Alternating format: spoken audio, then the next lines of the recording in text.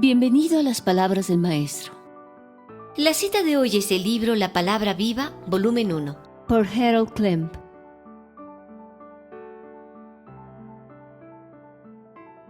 El contacto con el espíritu a menudo pasa desapercibido, porque la experiencia resulta muy común, pues de manera considerable esta forma parte de uno mismo.